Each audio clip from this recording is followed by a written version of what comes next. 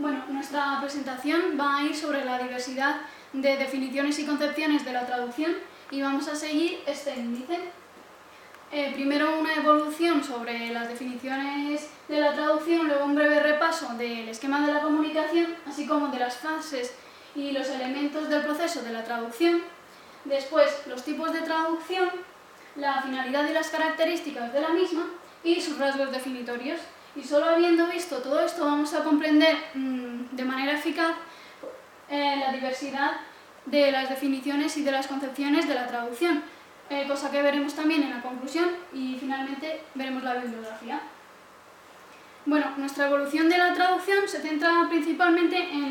en la evolución desde los años 70 hasta la actualidad. Empezaremos con Catford en su teoría lingüística de la traducción, que describe como sustitución del material textual de una lengua origen a una lengua meta. Como podemos ver en esta definición de los años 70,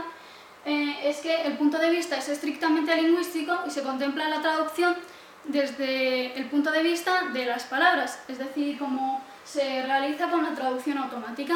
Y este punto de vista no siempre contempla los desafíos de tipo simbólico, como podría ser la concepción de las perlas en una novia en Polonia, que significan las lágrimas que verterá en un futuro. También tenemos a Carbonell y Cortés ya en los años 90, que en su obra Traducir al otro observa que se han ampliado los matices en la definición de la traducción y de ahí una gran variabilidad de las traducciones y estos matices llevan a una nueva teoría, la teoría cultural contemporánea, que sobre todo ensalza varios elementos como son el emisor, la finalidad, el receptor y sobre todo la cultura meta. Esta definición y su concepción contempla desafíos de tipo ortográfico, podríamos decir, en los que, por ejemplo, podemos ver aquí que la palabra española otoño se traduciría mejor en el inglés de Estados Unidos por fall y en el Reino Unido por autumn. Ahora repasaremos brevemente el esquema de comunicación que todos conocemos, que es emisor, mensaje con su código, el receptor, el canal y el contexto. A primera vista esto podría parecer simple, pero incluso en esta definición, que está más o menos estandarizada, podemos ver que hay muchos matices y posibles variables, como son la intencionalidad, la relación que se establece entre el emisor y el receptor, la jerarquía, los registros, etcétera, etcétera, incluso los conocimientos de los mismos. Y con todo esto podemos llegar a la conclusión de que si en el esquema de la comunicación, que está más o menos estandarizado, se pueden encontrar variables y diversidad, como no se iban a encontrar en la definición de traducción, que es algo más abstracto y un poco más complejo. Ahora repasaremos brevemente las fases y los elementos del proceso de la traducción y podemos ver que las fases generalmente se trata de documentación, terminología, traducción, una revisión y una posible edición. Con todo esto podemos ver que la traducción es una ciencia interdisciplinar y por ello podemos ver también que la definición de traducción se puede enfocar desde todas y cada una de estas perspectivas, lo que lleva también a la variabilidad. A continuación, los elementos son, en primer lugar, como no, el traductor, que House denomina como un mediador lingüístico entre comunidades lingüísticas distintas. Y vamos a ver aquí también algunas competencias que autores como Gale o Hattie y Mason atribuyen al traductor, que son pues, comprensión de la lengua origen, es decir, competencias lingüísticas, conocimientos generales o especializados del texto que se esté traduciendo,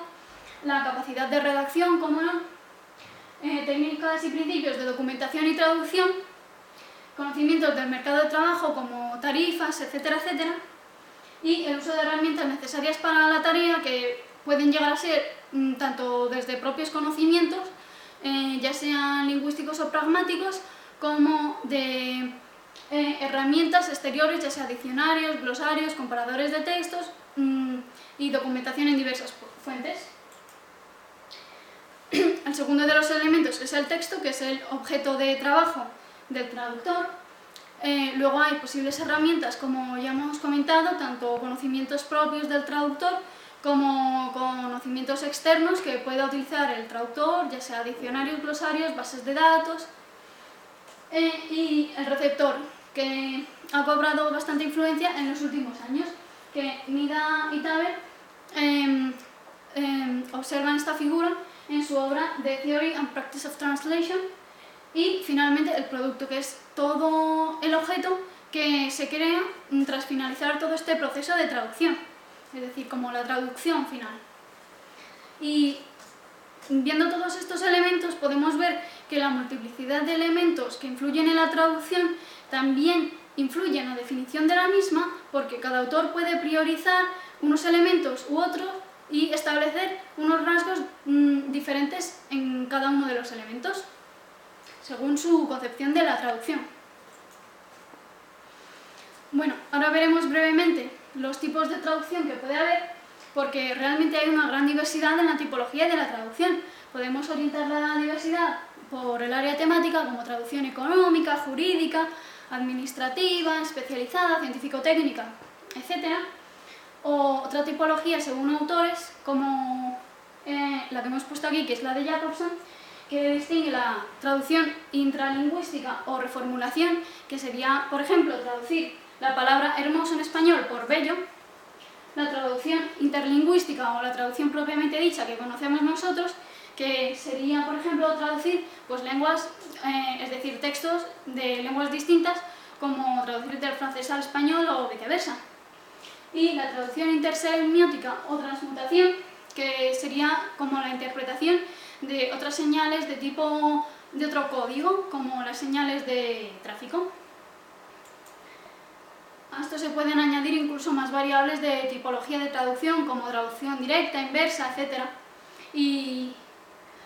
toda esta diversidad de la tipología de traducción nos lleva también a la diversidad de las definiciones de traducción, porque habiendo tanta tipología, se puede enfocar desde cada una de las diferentes perspectivas de la tipología.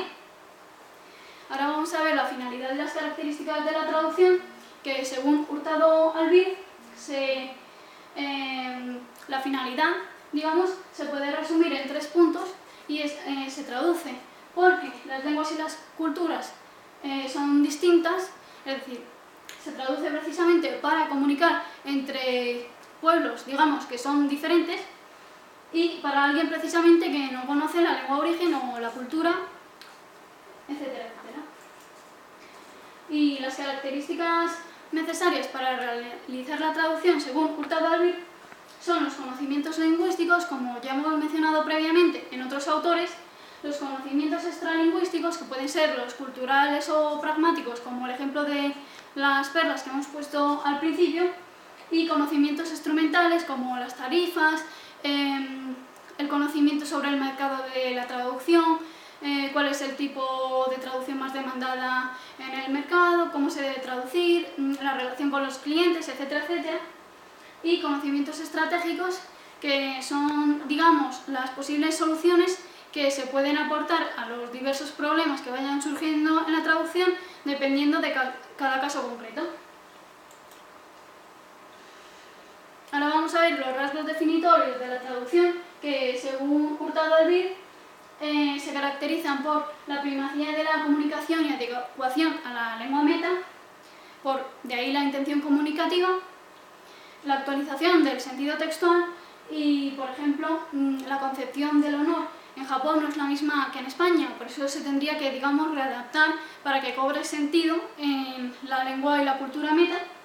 La intervención del contexto, porque no todas las relaciones son las mismas en un contexto determinado ni se reinterpretarían de la misma forma si lo llevamos a otra cultura o a otra lengua. Los aspectos culturales y el destinatario, como hemos mencionado previamente, y el tipo de texto y la finalidad del mismo.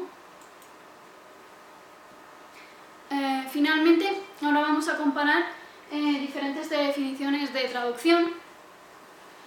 Primeramente, hemos establecido una distinción entre las diferentes definiciones de traducción que hemos podido ir encontrando. Por ejemplo, esta traducción que vamos a poner a continuación, en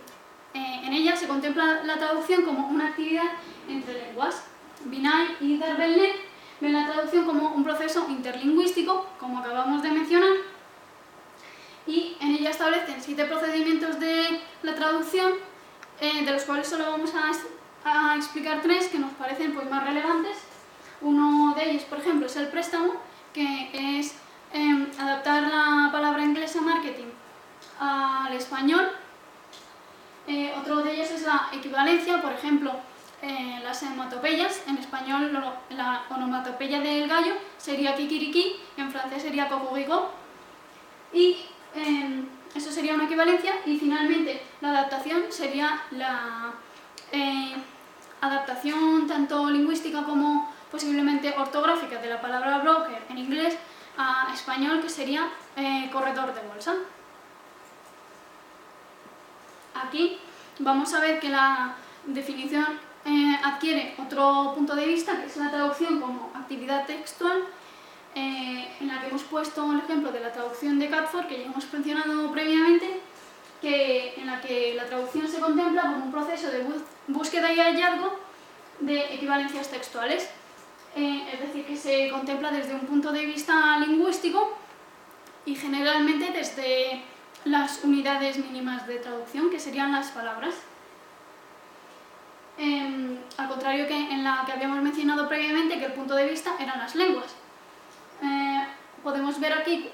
algunos ejemplos, que son 4 equivalencias básicas. Por ejemplo, una equivalencia lingüística de gato-cat en inglés,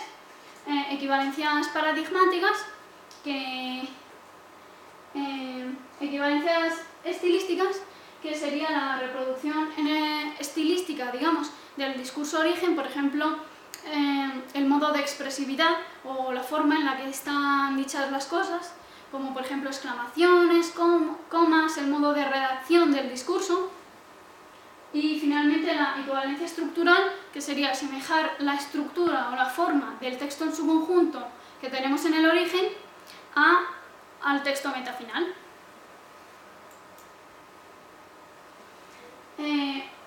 A continuación tenemos otro punto de vista, que es la traducción como acto de comunicación,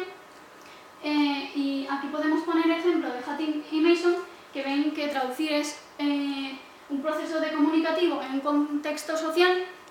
y la definición de Snell-Hornby, que aporta el concepto de acto transcultural. Como podemos ver en esta definición, entran rasgos que no habíamos visto en ninguna de las otras, que es, por ejemplo, aparte del acto comunicativo, que no se enfoca tanto a las lenguas o a las unidades lingüísticas, sino al proceso de comunicación en sí.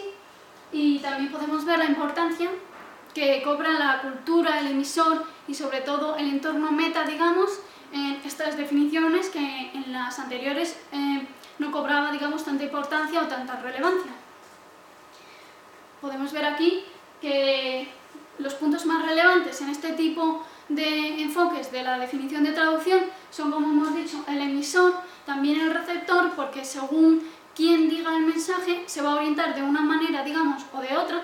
al receptor para que esté en concordancia con la finalidad precisamente del emisor, y que todo ello se adapte de alguna manera a la cultura meta para que surja más o menos el mismo efecto como proceso comunicativo que tenía en el origen y que pasa a la meta. Y también vamos a ver la traducción como proceso,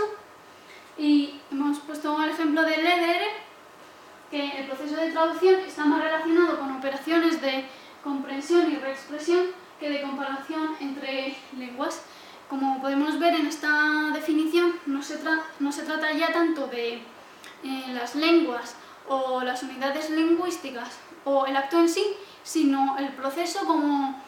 los elementos cognitivos que influyen en toda la práctica traductora. Vemos aquí que podríamos señalar las palabras claves de comprensión y reexpresión, es decir, trata más la traducción como un proceso cognitivo. Y precisamente por eso cobran relevancia en estas definiciones la figura del traductor, la actividad cognitiva y el querer decir. Podemos establecer conclusiones diferentes, pero básicamente podemos concluir que la variación en la definición y concepción de traducción se puede enfocar desde distintas disciplinas, y de ahí que haya una gran variabilidad. También se debe esta variabilidad precisamente a las diferentes tipologías que hay, porque ya hemos visto que son muchas y muy variadas, a los rasgos o características que tienen, porque se pueden priorizar unos u otros o incluso omitir unos u otros según el tipo de definición, y que se puede enfocar desde distintas perspectivas, como hemos visto, desde acto interlingüístico, como proceso, como acto de comunicación, etc. Y además también hemos visto que la evolución misma de la definición o conceptualización de traducción ha ido variando con los años y, como decía Carbonell y Cortés, que se han añadido o oscurecido, digamos, ciertos matices que en unas definiciones había y en otras no, y eso también ha llevado, esa evolución, ese cambio de matices ha llevado a la gran variabilidad de definiciones. Y realmente sería difícil acotar la definición de traducción, pero si desde el punto de vista de las definiciones se acotaran en un primer momento todos los aspectos que hemos mencionado, es decir, desde qué disciplina está enfocada la definición, qué tipología está utilizando para definir la traducción, qué rasgos prioriza o qué características se priorizan en la definición, o desde qué perspectiva se está enfocando, podríamos no disminuir la variabilidad de traducciones, pero sí acotar o delimitar un poco el sentido de traducción que está adoptando recientemente, como hemos visto, muchos matices diferentes, y eso nos ayudaría a delimitar la disciplina. Bueno, y todo esto ha sido nuestra presentación. Espero que os hayamos hecho llegar nueva información, y aquí está la bibliografía.